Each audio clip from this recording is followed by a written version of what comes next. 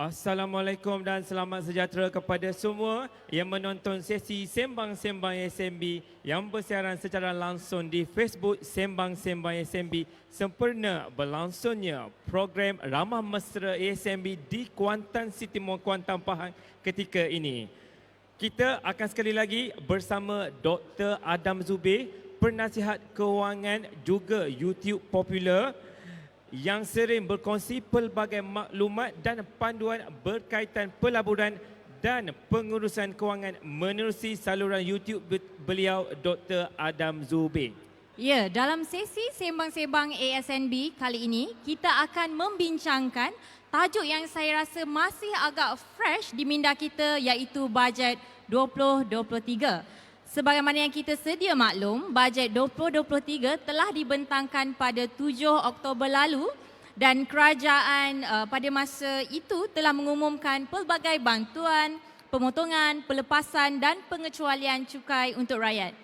Namun begitu, secara umumnya apa agaknya kesan bajet yang dibentangkan setiap tahun ini kepada kita sebagai pengguna? Bagaimana agaknya dengan mengambil maklum pembentangan bajet, kita sebagai pengguna boleh menyusun kewangan kita untuk mengambil kesempatan daripada semua inisiatif dan pemotongan yang diumumkan. Inilah persoalan yang kita akan bincangkan dengan Dr. Adam Zubir sebentar sahaja lagi untuk mengupas tajuk kita petang ini iaitu bajet 2023, apakah kesannya kepada poket pengguna? Betul tu Mai, mungkin tidak ramai antara kita yang mengambil kisah mengenai pembentangan bajet atau belanjawan negara kerana beranggapan tidak memberi kesan kepada mereka Mai. Namun sebenarnya ia lebih daripada itu, lebih-lebih lagi kerana apa yang diumumkan itu sebenarnya berkait rapat dengan cukai pendapatan. Okey, sebelum kita mulakan pembincangan mengenai bajet dan kaitannya dengan poket pengguna, saya ingin sekali lagi menjemput semua warga Kuantan, Kemaman dan kawasan sekitar untuk datang ke Kuantan City Mall ini bertemu dengan staf kami #Team ASMB yang sedang menanti anda dalam program Ramah Mesra ini. Sambil-sambil dekat rumah tu, mehlah datang sini untuk sama-sama kita kemaskini maklumat, bertanya produk dengan Mai. Ya, program Ramah Mesra ASNB ini akan berlangsung selama 2 hari, iaitu hari ini dan esok. Untuk kami, tim ASNB, turun padang bertemu orang ramai dan juga pelabur-pelabur ASNB untuk menjelaskan lebih lanjut tentang simpanan, tentang ASB dan produk unit amanah ASNB yang lain. Selain kita turut memberi kemudahan pelaburan yang ditawarkan dari ASNB. Selain itu, jangan lupa esok pada pukul 3.30 petang, kita akan bawakan 2 artis popular iaitu Bagio Damasutra dan Joey BPR akan menghiburkan anda dan pengunjung-pengunjung yang datang dengan himpunan-himpunan lagu popular mereka, dan kami juga menganjurkan pelbagai peraduan seperti kita ada trivia soalan, Rubik, kita ada TikTok kontes dan pelbagai lagi. Okey, baiklah Mai. Sebenarnya untuk pelaburan ni Dr. Adam kata taklah susah.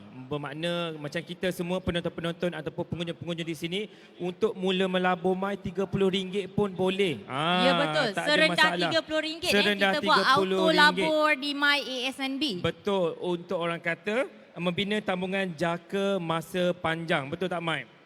Ya. Itulah yang telah diterangkan pada sesi pagi tadi oleh Dr. Adam Zubir kepada adik-adik kita yang datang pagi tadi. Ya betul. Sebelum kita menyentuh mengenai topik kita pada hari ini, okey, mungkin Dr. Adam boleh jelaskan terlebih dahulu ya, apa itu bajet atau belanjawan negara dan bagaimanakah bajet ini menyumbangkan kepada kestabilan dan pertumbuhan ekonomi negara. Mungkin orang tahu pembentangan bajet. Mungkin Dr. Adam tolong jelaskan dekat penonton kita apakah bajet tersebut. Dipersilakan Doktor. Alright, bismillahirrahmanirrahim. Assalamualaikum warahmatullahi wabarakatuh kepada semua warga Kuantan. Okey, apa khabar semua? Dan bagi mereka yang sedang menonton menerusi Facebook Live Sembang-Sembang ASNB, so selamat datang. pertama kali untuk menjawab soalan Riz, apakah itu belanjawan ataupun apakah itu bajet negara? So kalau saya tengok ni saya ambil definisi lah. Kan definisinya bajet ataupun belanjawan adalah bermaksud suatu pernyataan anggaran hasil dan perbelanjaan bagi sesuatu tahun yang digunakan sebagai alat perancangan dan pengurusan sumber ekonomi untuk memenuhi keperluan negara dan rakyat.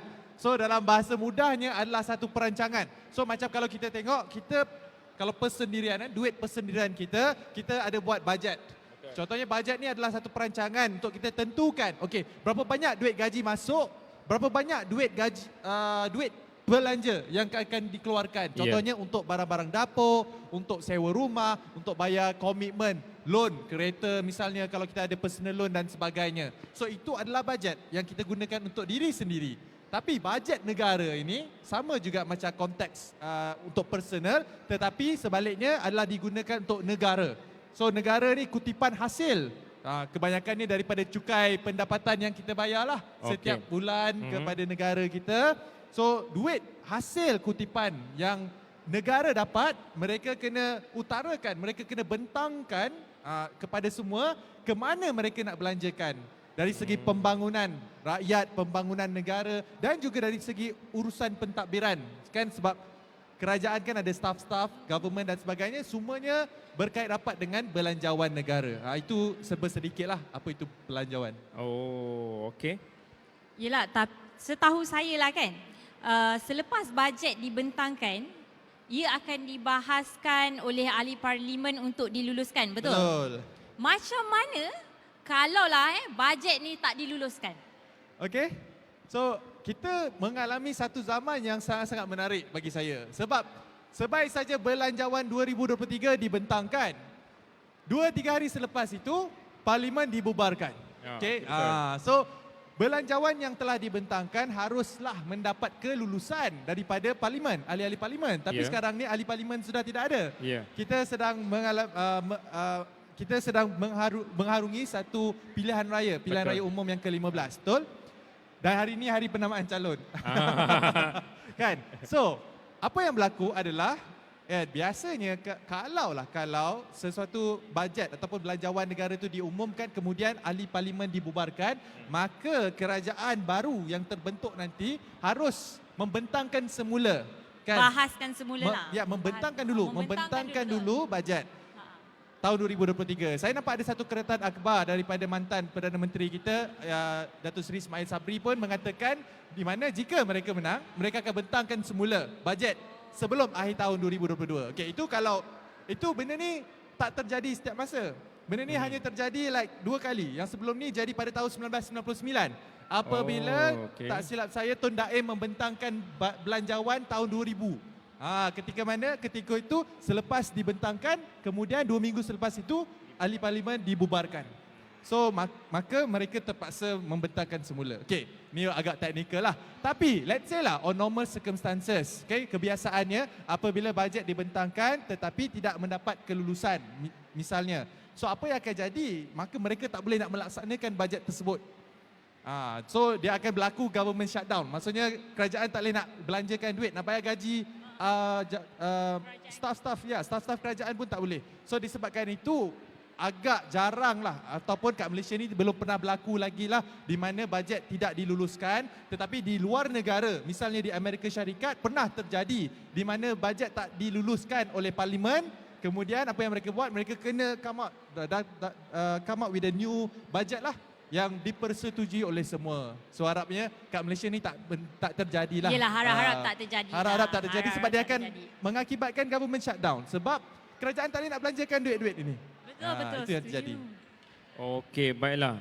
Doktor, dalam bajet 2023 yang dibentangkan baru-baru ini dan juga bajet tahun-tahun sebelum ni, kerajaan sentiasa mengumumkan pelbagai inisiatif dan pelepasan kepada rakyat. Bagaimana sebenarnya inisiatif dan pelepasan ini memberi kesan kepada poket pengguna? Pelepasan tu.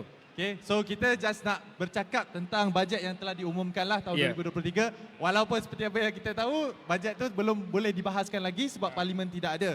Tapi kalau kita tengok antara yang diumumkan kerajaan pada tahun bajet belanjawan 2023, saya just nak baca kat sini, takut tersalah maklumat, termasuk bantuan tunai seperti bantuan keluarga Malaysia, okay, adanya e-Pemula, adanya bantuan awal persekolahan, dan diskaun bayaran PTPTN, okay, bagi mereka yang ada pinjaman PTPTN, this is a good news for all lah, okay. Dan pastinya satu kelegaan lah kepada rakyat kerana bantuan berbentuk tunai dapat mengurangkan beban perbelanjaan yang sekarang ni semakin hari harga semakin lama semakin naik. Betul. Semakin mahal. Tapi dan ada juga yang telah dibentangkan iaitu based on kita punya topik kita hari inilah, kita bersama-sama dengan Ramah Mesra ASNB, di mana pelaburan maksimum dalam ASB ditingkatkan kepada RM300,000, yang mana sebelum ini kalau kita nak melabur dalam ASB, seseorang individu hanya ada had RM200,000 sahaja. Tetapi bajet 2023 yang telah dibentangkan nak menaikkan had maksima kepada RM300,000, yang mana membolehkan masyarakat kita, bagi mereka yang mungkin dah penuh ASB RM200,000, ada lagi RM100,000 untuk top up. Okay, tapi benda ni tak confirm lagi lah. Hanya bajet saja. Ya, bajet saja seperti apa yang saya dah kongsikan tadi. Okay. Tapi ada satu benda yang sangat-sangat penting yang saya rasa boleh semua orang kita kena ambil tahu, iaitu tentang cukai pendapatan. Sebab saya yakin semua orang yang sedang menonton, mungkin semua orang yang hadir hari ini, anda mesti kena bayar cukai pendapatan. Betul? Antara benda yang wajib kita bayar antaranya adalah cukai. Betul. Tak boleh nak lari. Pergilah negara mana-mana sekalipun, akan ada cukai pendapatan yang kita kena bayar ke atas setiap duit, gaji ataupun income pendapatan yang kita dapat. Dan apakah yang diumumkan ketika bajet 2020, iaitu cukai pendapatan hampir, sekiranya bajet ini diluluskan, hampir 1 juta pembayar cukai akan menikmati pengurangan cukai, yang mana kadar cukai dikurangkan 2 mata peratusan untuk pendapatan bercukai antara lebih RM50,000 dan RM100,000. Yang mana saya yakin ini adalah majoriti masyarakat kita yang Betul. pendapatan tahunannya lebihan itu 50. lebih kurang RM50,000 ke RM100,000. Kalau kita dibahagikan kepada 12, lebih kurang RM4,000 lebih kepada RM8,000 lebih. Kan, which is about the range yang memang ramai masyarakat kita mempunyai gaji tersebut. So 2 mata peratusan kurang. So akibat daripada ini kalau kita kira yang dibentangkan, rakyat Malaysia secara keseluruhannya yang mempunyai cukai taksiran RM50,000 ke RM100,000 akan ada akses RM800 juta Malaysia, iaitu amount yang sangat-sangat banyak. Itu bagi saya something yang semua rakyat perlu ambil tahu. Sebab duit lebihan ni pergi mana? Itu yang mungkin akan dibahaskan lepas ini. Oh, 800 juta banyak tu. 800 juta banyak Betul. sangat tu. Jadi sebenarnya bajet ni yang dibentangkan kerajaan setiap tahun ni berkait rapat dengan cukai pendapatan yang kita perlu bayar setiap tahun, betul? Okey, baiklah. Untuk pemahaman saya dan penonton untuk memahami lebih lanjut mengenai cukai pendapatan, apa kata Dr. Adam boleh jelaskan tak? Apa itu cukai pendapatan dan siapa yang perlu bayar cukai pendapatan ni sebenarnya? Okay. So apa itu cukai pendapatan? Sebelum tu saya nak jawab, siapa yang perlu bayar? Yang perlu bayar semua orang yang mempunyai pendapatan lah. Okay? Tapi dia ada amount, dia ada jumlah gaji ataupun jumlah pendapatan yang apabila kita dapat gaji tersebut, kita kena declare kepada LHDN income kita dan kita kena bayar cukai pendapatan. Tapi kalau kita tengok definisi lah, okay, cukai pendapatan ni adalah cukai, okay, so, saya just kena baca lah sebab ni maklumat ni saya tak boleh nak ubah kan. Nanti LHDN datang hantar surat kat saya, surat cinta kat saya, okay. So cukai pendapatan ialah cukai yang dikenakan kepada individu yang mempunyai pendapatan pengajian tahunan melebihi satu jumlah tertentu yang ditetapkan oleh kerajaan. Seperti apa yang saya dah kongsikan kepada anda. Dan berapakah jumlah yang akan dikenakan cukai? Iaitu jika pendapatan pengajian tahunan anda lebih daripada RM34,000. So RM34,000 ni lebih kurang slightly low dan RM3,000 lah. Maksudnya bergaji RM3,000 lebih tu dah kena cukai. Yes, gaji lebih daripada RM3,000. So kalau gaji anda di bawah RM3,000, anda tak perlu nak bayar cukai pendapatan. Bukan tak perlu, kena declare. Tapi bila anda declare, tolak macam-macam pelepasan cukai, at the end of the day anda tak perlu nak bayar cukai. Dan apa yang perlu dicukai? Apa sahaja pendapatan yang anda dapat di negara Malaysia. Maksudnya segala pendapatan perolehan yang anda dapat di negara Malaysia lah. So kalau anda ada banyak income, contohnya pendapatan ada yang di luar negara dan seakatan, maksudnya bukan di dalam negara, anda hanya perlu bayar yang pendapatan yang anda dapat di Malaysia sahaja. Okay, itu yang pertama yang peroleh daripada Malaysia. Dan jenis-jenis pendapatan yang dikenakan cukai seperti perniagaan ataupun gaji, pendapatan yang anda dapat, royalty, premium dan juga dividen. Dividen pun kena bayar. Dividen, Tapi mungkin anda akan tertanya-tanya, adakah dividen ASB yang anda dapat setiap tahun, adakah dividen tersebut anda kena bayar ataupun tidak? Ya, anda rasa kena bayar ke tak perlu bayar? Siapa sini yang anda rasa kena bayar? Angkat tangan. Siapa sini yang rasa dividen ASB tak perlu bayar? Angkat tangan. Dah confused dah, kan? So, dividen ASB anda tak perlu nak bayar cukai. Okay? Ada beberapa pelaburan yang mana anda tak perlu nak bayar cukai ke atas dividen yang anda dapat. Tapi ada juga dividen-dividen yang anda kena bayar. So anda kena tengok. Contohnya lah, macam saya sewa rumah misalnya. Saya dapat income daripada sewaan rumah saya. Sewaan rumah saya itu saya kena bayar cukai. Contohnya lah. Tapi dividen yang saya dapat daripada ASB, contohnya kalau saya laburkan dalam ASB RM100,000, 5% daripada ASB bersamaan dengan RM5,000. RM5,000 yang masuk pada bulan Januari tahun depan, saya tak perlu nak bayar cukai ke atas pendapatan itu. Okay, so ada beberapa jenis yang kita kena ambil tahulah. Okey, baiklah doktor. Kalau tidak silap Rizla, apabila kita bercakap mengenai cukai pendapatan ini, ramai yang sebenarnya cuba mengelak, ramai juga yang cuba lari daripada membayar cukai. So pada pandangan doktor sendiri, adakah ini satu langkah yang betul ni untuk lari daripada bayar cukai, doktor? Silakan doktor jelaskan. Ni macam saya tak ada jawapan lain ni, kan? Bahaya ni, ramai orang yang hadir hari ni. Okay? So memang adalah satu tindakan yang tak betul lah untuk lari cukai. Okay? In fact, saya pun tak bersetuju untuk orang yang lari cukai. Terutamanya bagi mereka yang mungkin berpendapatan tinggi. Saya ada seorang mentor yang mengajar saya tentang pelaburan hartanah.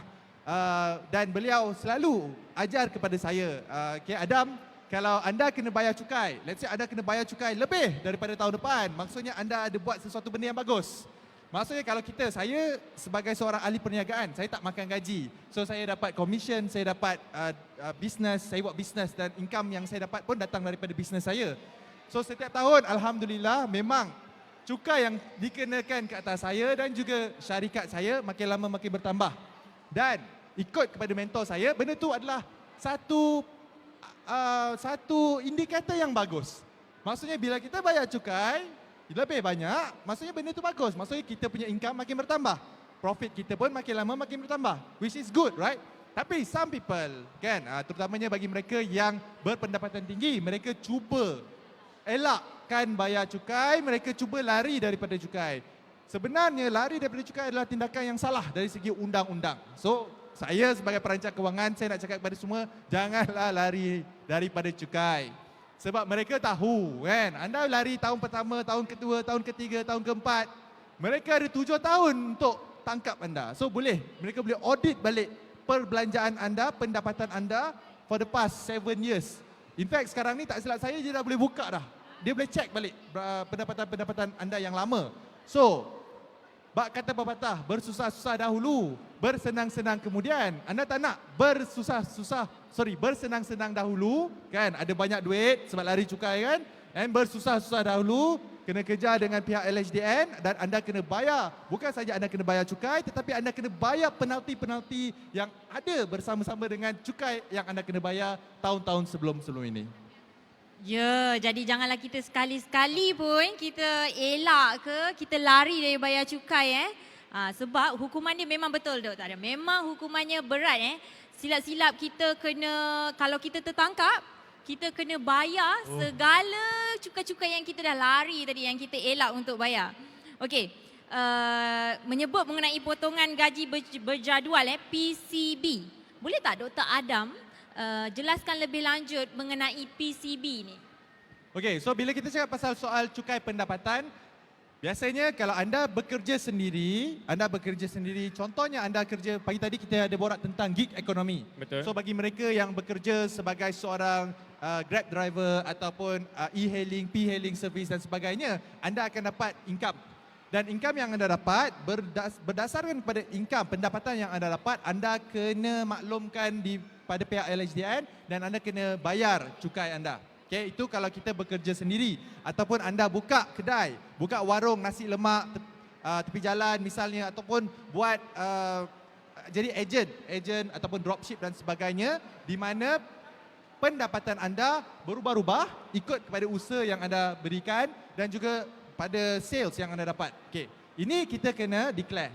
Tapi bagi mereka yang bekerja untuk orang, contohnya macam saya sendiri, saya ada staff yang bekerja dalam syarikat saya. So, bila bekerja untuk sesebuah syarikat mesti bayarkan cukai untuk pekerja mereka melalui PCB tadi, potongan cukai berkala. So, tapi pun kena melepasi had limit tadi yang masa saya bincangkan tadi, iaitu kalau bagi mereka yang berpendapatan lebih daripada RM3,000. So kalau staff yang mungkin gajinya RM2,000, RM2,500, RM2,800, mungkin tak perlu nak dibayar PCB oleh majikan anda. Tetapi bagi mereka yang mempunyai pendapatan melebihi daripada RM3,000 ataupun lebih daripada RM34,000, maka majikan bukan terpaksa, kita memang sukarela bayarkan PCB, buatkan PCB untuk staf kita. Kenapa adanya PCB ini adalah untuk meringankan beban rakyat. Sebab kerajaan kita tahu, kerajaan kita pandai, kalau dia bagi kat rakyat kita untuk uruskan duit mereka sendiri, maksudnya kira siap-siap berapa cukai yang kena bayar dan sebagainya, takut silap hari bulan pada akhir tahun apabila kita nak submit kita punya tax, dapat jumlah tax, let's say kena bayar tax RM30,000, kita tidak ada duit simpanan, kita tidak ada duit lain nak bayar tax tersebut. Maka adanya insentif seperti PCB supaya setiap bulan gaji masuk, majikan dah tolak siap-siap bayarkan PCB untuk kita. Dan let's say selepas 1 tahun, PCB kita yang kita bayar bulan-bulan ni sebenarnya lebih.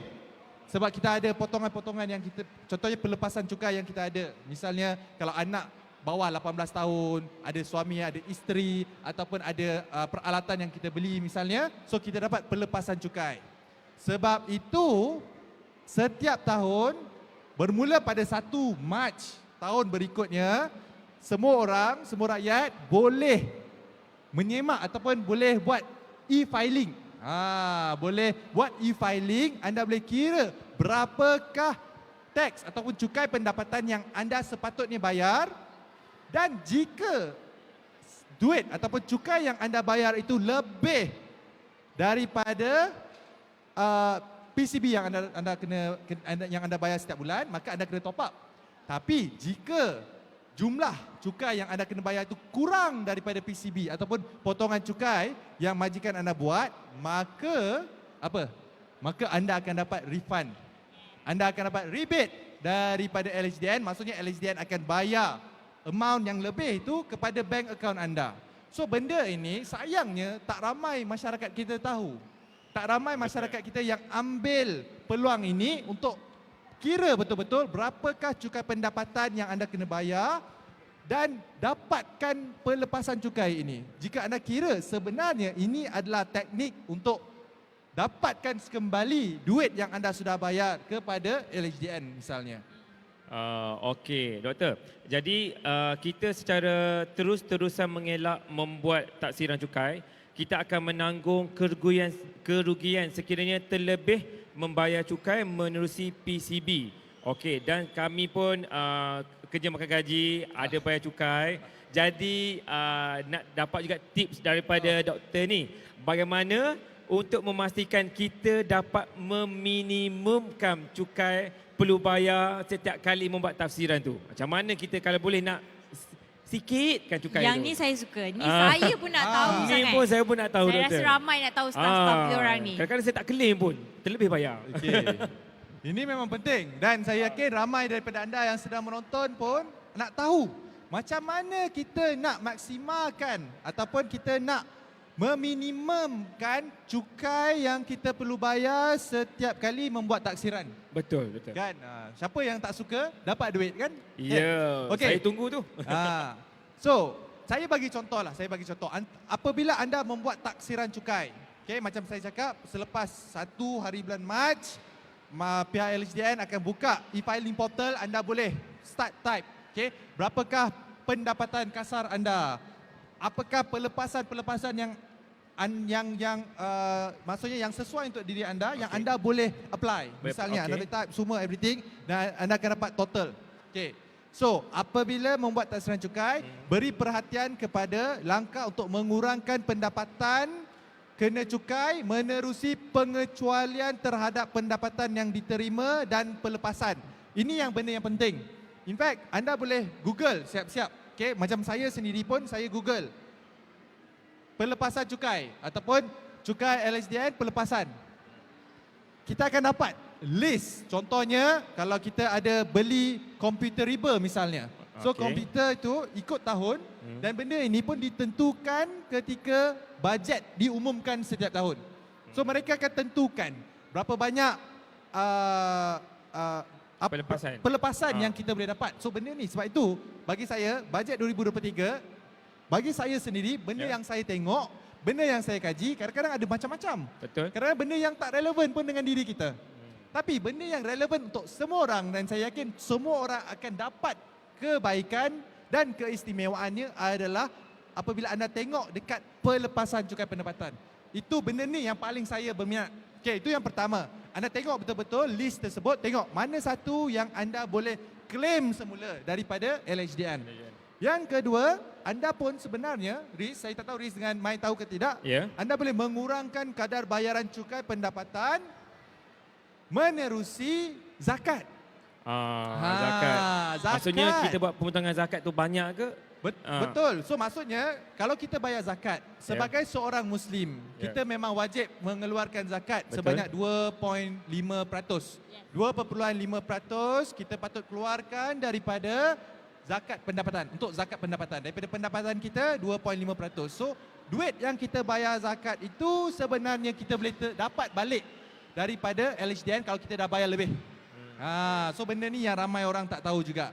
Ataupun hadiah ataupun derma yang diiktiraf oleh LHDN. So benda-benda ni kalau bagi mereka yang nak berbuat kebaikan ataupun kebajikan boleh berbuat demikian, tapi anda hadiahkan ataupun berikan sumbangan ini kepada pihak-pihak ataupun badan-badan yang berdaftar dengan pihak LHDN. So ini adalah salah satu cara untuk kita meminimalkan cukai pendapatan yang kita kena bayar tahun itu.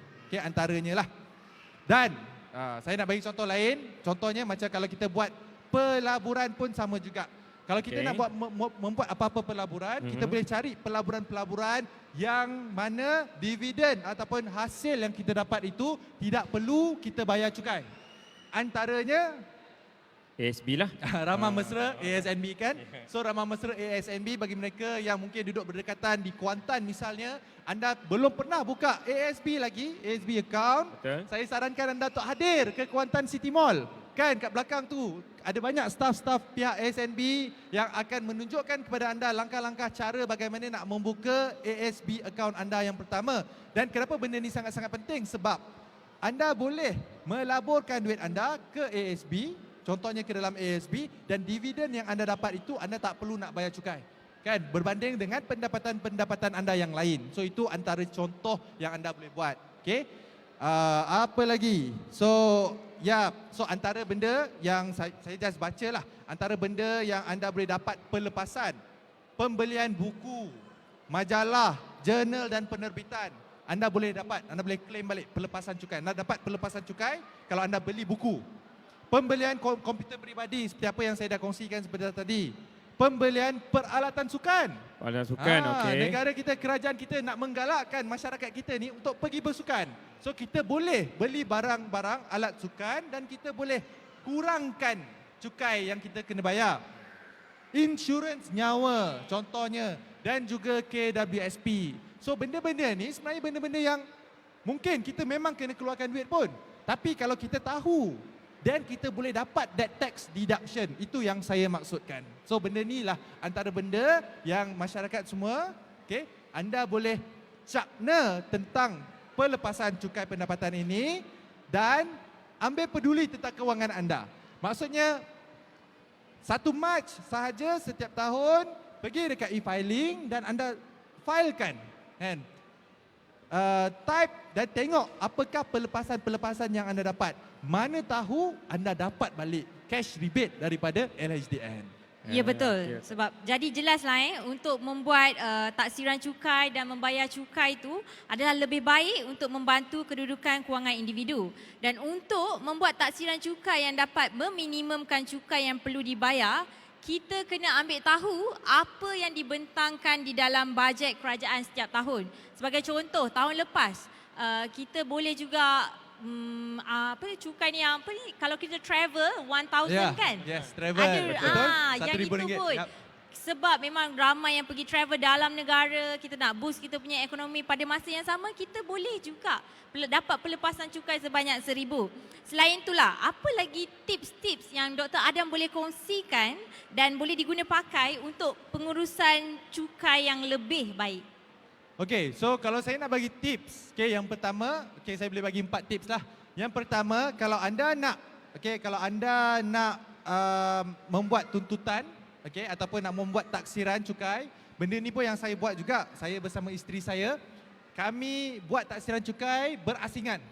Maksudnya sebagai pasangan suami isteri, suami buat taksiran cukai suami, isteri buat taksiran cukai isteri. Kenapa kita pecah dua? Sebab anda boleh buat dua, anda boleh buat join.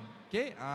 Kenapa kita pecahkan? Supaya suami boleh dapat pelepasan cukai itu yang diberi, contohnya komputer riba, travel seperti apa yang Mai cakap tadi, ataupun buku dan sebagainya, anda boleh dapat untuk suami based on pendapatan suami. Isteri pula boleh membuat pelepasan cukai yang sama, tapi isteri punya hal lah. Contohnya isteri beli komputer baru ataupun buku-buku isteri confirm lain daripada buku suami misalnya. So anda boleh separatekan. Ni kalau saya nak bagi perumpamaan macam divide and conquer lah. Anda pecah kedua tapi anda dapat kelebihan kedua-duanya sekali. Itu yang pertama. Yang kedua, melaburlah dalam instrumen pelaburan yang dividennya dikecualikan cukai seperti ASB. Ada dividen yang anda dapat yang anda kena bayar cukai. Saya bagi contoh, ada dana pelaburan unit amanah, unit trust lain selain daripada ASB yang mana mereka laburkan duit anda ke dalam satu instrumen iaitu money market fund. So money market fund ni dividen yang kita dapat, kita kena bayar cukai. Itu yang saya maksudkan. So anda boleh bermula kalau anda tak tahu nak melabur kat tempat-tempat, orang kata apa yang pelik-pelik ni kan. Kadang-kadang ada orang tanya kat saya, Dr. Adam, saya nak melabur dekat dalam pasaran global misalnya, dekat pasaran USA ataupun pasaran China. Tapi tahukah anda semua, contohnya kalau anda melabur di US, okay, di Amerika Syarikat misalnya, anda dikenakan satu cukai yang dipanggil CGT, Capital Gain Tax.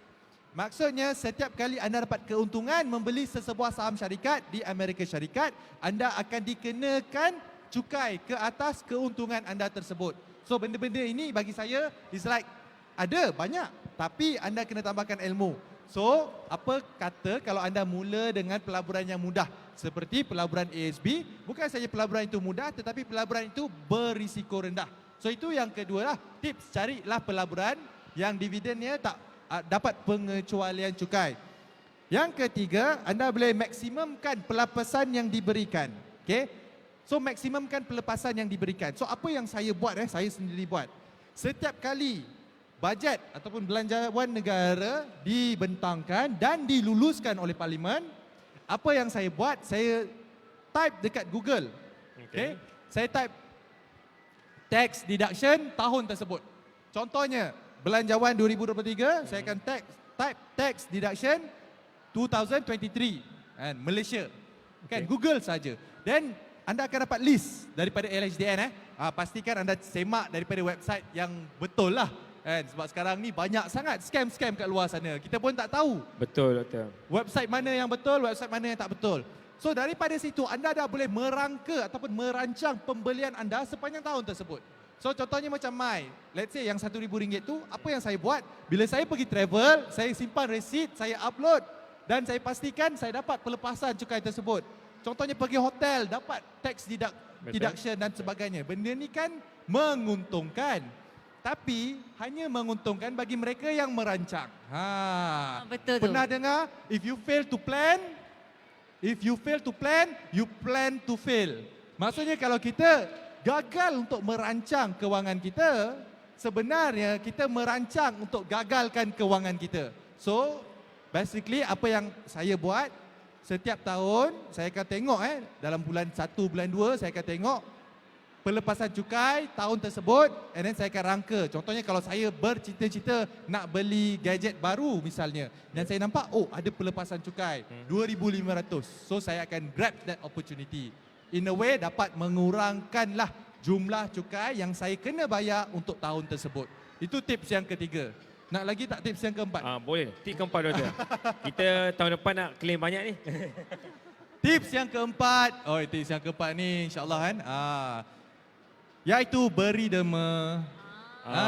Ataupun hadiah dan bayarlah zakat setiap tahun. Tiba-tiba insaf semua kan. Kita cakap pasal duit, kita cakap pasal shopping, kita kena cakap juga pasal benda-benda baik. Contohnya beri zakat, beri hadiah kepada orang ataupun kepada badan-badan kebajikan yang membantu masyarakat kita. So benda-benda ni sangat-sangat dialu-alukan. Terutamanya dalam Malaysia ini. Sebab kita memang mendapat pelepasan cukai daripada kerajaan kita. Dan bayarlah zakat. Terutamanya jika anda seorang Muslim, keluarkan duit, sucikanlah harta kita ini. Tak banyak pun, 2.5%. So kalau lah gaji tahunan kita RM100,000, 2.5% hanyalah berapa? RM2,500 sahaja. Betul. Selama setahun. Ini kalau bagi mereka yang gajinya RM100,000. Dan the good news is 2,500 tu anda boleh terus deduct daripada cukai yang anda kena bayar. Let's say cukai tahunan pada tahun tersebut anda kena bayar RM10,000. Anda dah bayar zakat RM3,000. Maksudnya anda dah tolak terus RM10,000 tolak RM3,000. Cukai yang anda kena bayar hanyalah RM7,000. So ini adalah salah satu tips yang saya nak kongsikan kepada anda. 4 tips tadi bagaimana anda nak apa tadi? Nak sikitkan lah. Minimumkan. Ya, saya ada satu ayat yang bagus. Nak mengoptimalkan cukai yang anda kena bayar.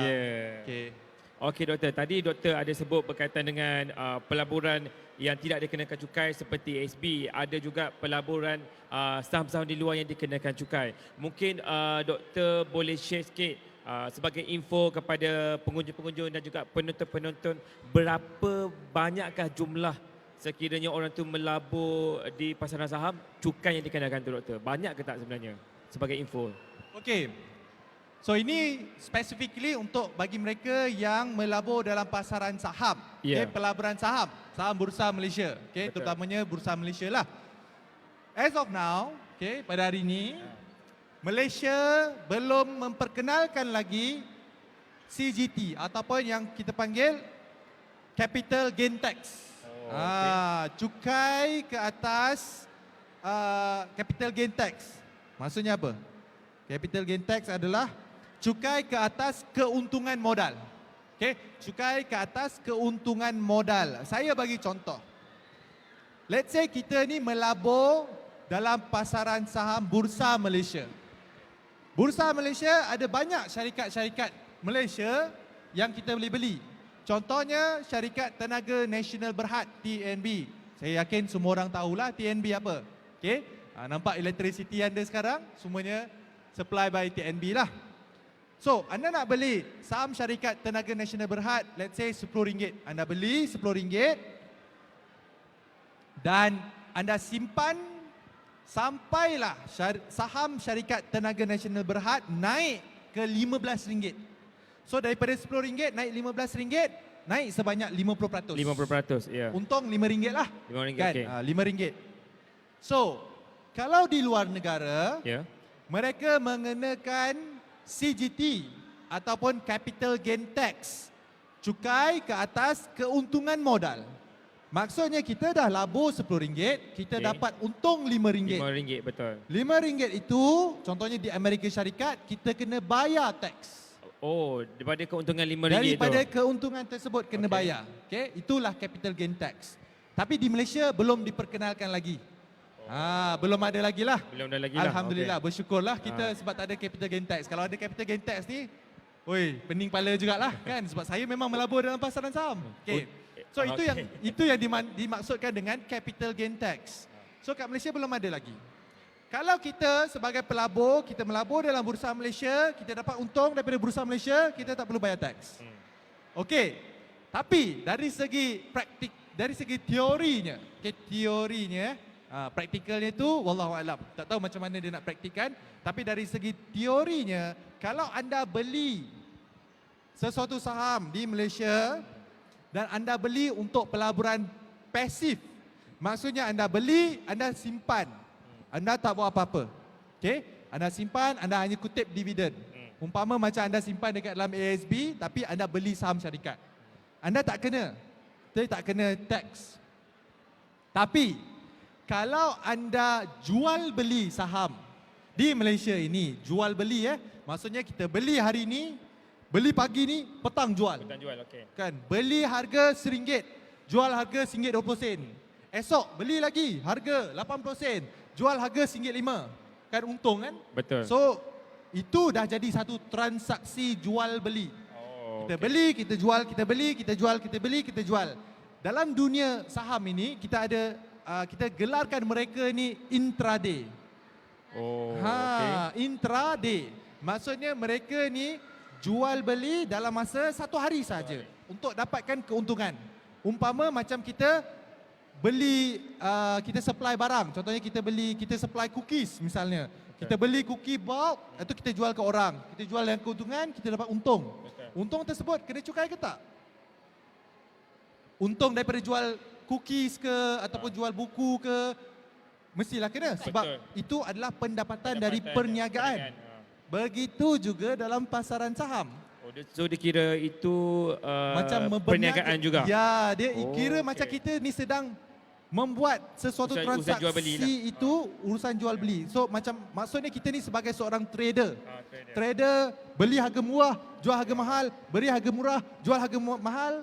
Lepas tu keuntungan tersebut kita kena bayar cukai lah. Tapi sini yang saya cakap very fine line. Sebab macam mana kita nak monitor benda ni? Macam mana kita nak monitor? Orang akan cakap, tak, saya beli ni memang saya beli untuk simpan. Tapi sebab dah untung kan, saya jual lah. So it's very difficult. Melainkan di negara-negara macam contohnya di negara barat seperti di Amerika Syarikat, untung ke bayar cukai. Tak kisahlah you simpan pasif ke, agresif ke, pasif agresif lah kan. Pasif ke ataupun you jual beli dalam masa satu hari, still masih lagi kena keluarkan cukai pendapatan lah. Maksudnya mereka kena bayar cukai. Tapi di Malaysia ni ada fine line. So, berbalik kepada topik ni, sebab itu daripada awal tadi saya cakap, kalau anda nak mulakan pelaburan, anda boleh mulakan pelaburan dalam pelaburan yang memang terang lagi bersuluh. Memang dividen yang anda dapat pengecualian cukai. Contohnya seperti dalam ASB. Bukan saja ASB ni anda tak perlu nak bayar cukai, tetapi anda pun dapat melabur dalam pelaburan yang berisiko rendah.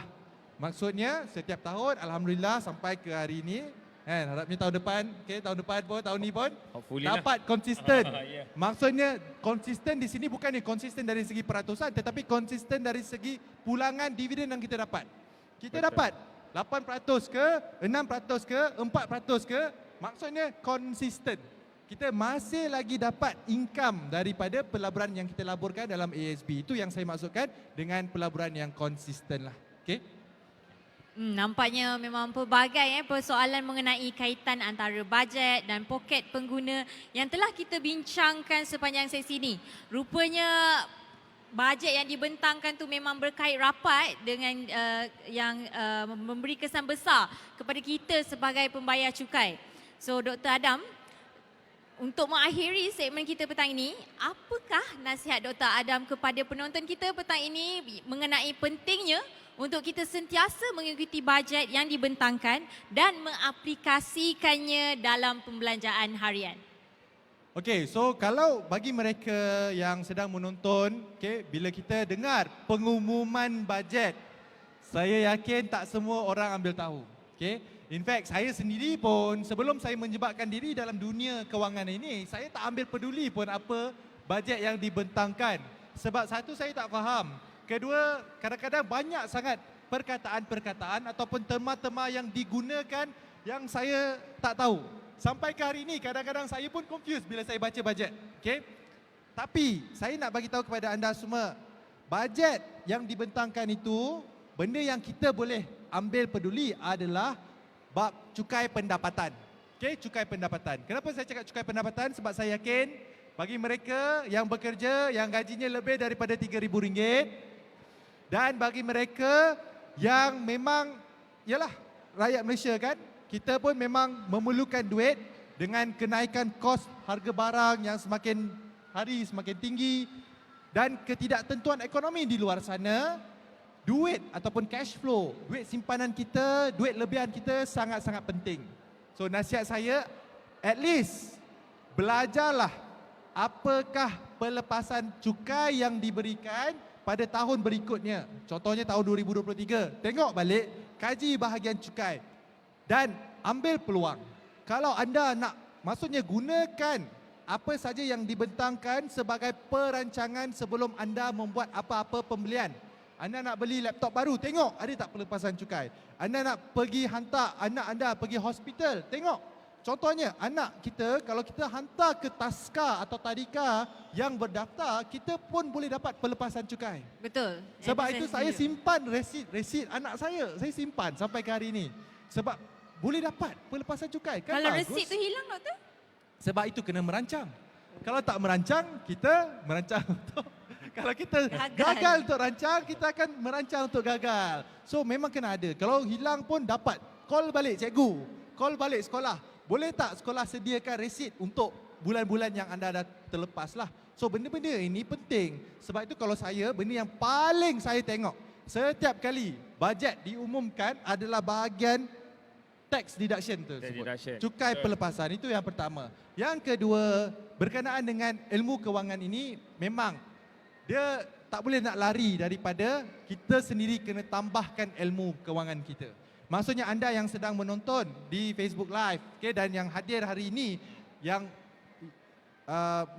meluangkan masa, tenaga dan duit untuk hadir ke Kuantan City Mall ni, bagi saya anda adalah orang-orang yang sangat-sangat berjaya. Okay? Kenapa? Sebab anda ambil tindakan untuk mendapatkan sesuatu tersebut. Begitu juga dalam konteks kewangan kita ataupun kekayaan kita. Orang-orang yang berjaya ini, kan, sedikitlah saya nak kongsikan. Bila saya bercakap dengan orang-orang yang berjaya, orang-orang ahli perniagaan yang berjaya, yang mempunyai kekayaan yang luar biasa, mereka ada satu ciri-ciri yang memang semua orang yang berjaya ni ada, iaitu mereka cintakan ilmu pengetahuan. Tapi jangan salah faham, ilmu pengetahuan ini bukannya degree yang anda buat dekat sekolah, bukannya diploma yang anda ambil kat college, bukannya master PhD yang anda ambil, tidak. Ini ilmu pengetahuan kemahiran hidup. Bagaimana untuk kita hidup di dunia ini, bagaimana kita nak menguruskan kewangan kita, menguruskan keluarga kita, bagaimana kita nak menggandakan lagi kekayaan kita. Itulah ilmu yang saya maksudkan. Dan orang-orang kaya ni, kalau kita bercakap dengan mereka, mereka akan tahu, walaupun bukan bidang mereka, mereka akan tahu tentang pasaran dunia. Mereka akan tahu tentang pelaburan hartanah, tentang cukai misalnya. Topik cukai ini pun mereka akan tahu. Topik tentang hutang dan sebagainya. So, Satu je lah benda yang saya nak kongsikan kepada anda semua. Jangan berhenti untuk tambahkan ilmu. Ilmu zaman sekarang ni amat mudah. Sekarang ni kalau dulu kala mereka nak dengar talk-talk macam ni, mereka kena hadir ke Kuantan, betul? Sekarang ni anda boleh berada di Sabah, Sarawak sekalipun, maupun anda berada di mana-mana di merata-rata dunia, anda boleh dapat direct access kepada ilmu kewangan. Sekarang ni nak tak nak sahaja. Pilihan di tangan anda masing-masing. Betul tu doktor. Even dalam saya bacakan sikitlah komen dekat dalam FB ni, dia cakap dia bayar zakat pendapatan lebih setiap tahun sekiranya berlaku kenaikan gaji tahunan. Jadi potongan PCB dalam slip gaji dia pun kurang ataupun tak ada langsung. Betul. Itu Wow, bagusnya sebab dia fully utilize the zakat one. Betul. And then doktor, dia ada soalan pula. Pembelian treadmill boleh dapat pelepasan cukai tak? Boleh dikira sebagai alat sukan tak? Alat sukan kan? Alat sukan, kalau alat sukan boleh. Pelepasan cukai juga. Ya, simpan resit. Simpan Kan? resit. Macam-macam kita boleh fully utilize. Insurans juga, insurans life kan? Bila Termasuk. bila kita submit tax ni kan, bila kita buat cukai taksiran kita, sebenarnya kita type je. Kita nak claim semua pun tak ada masalah.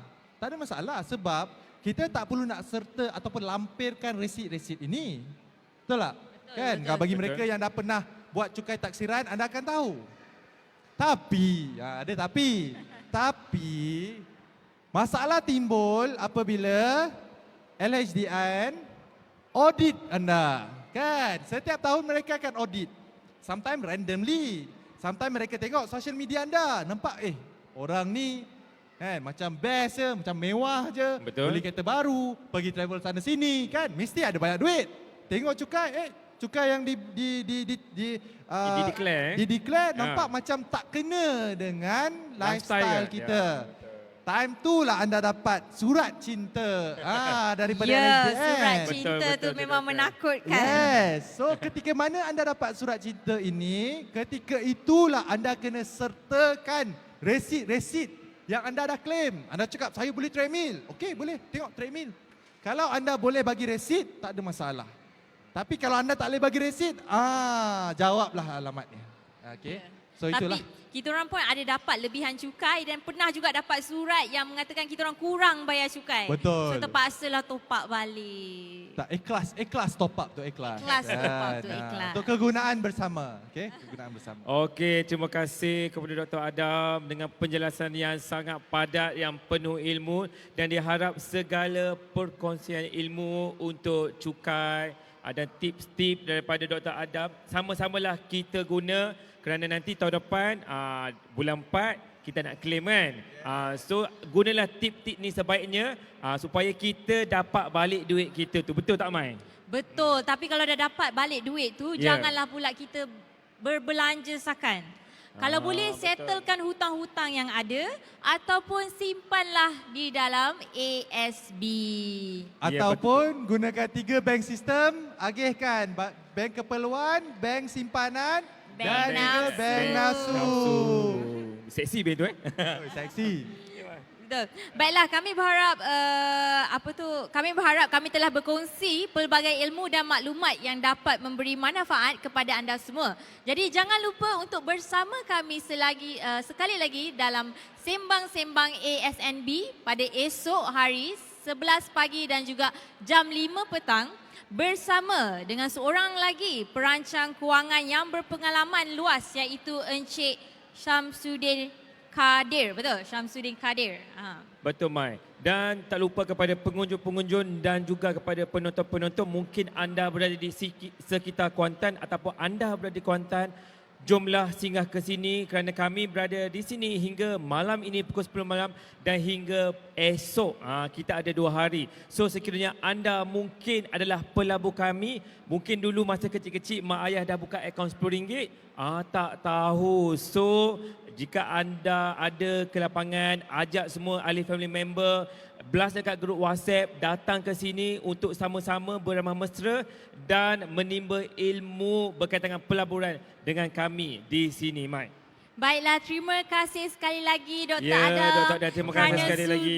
sudi memberi pelbagai input, pelbagai tips tentang perancangan kewangan sepanjang Ya, betul. 1 jam yang lalu.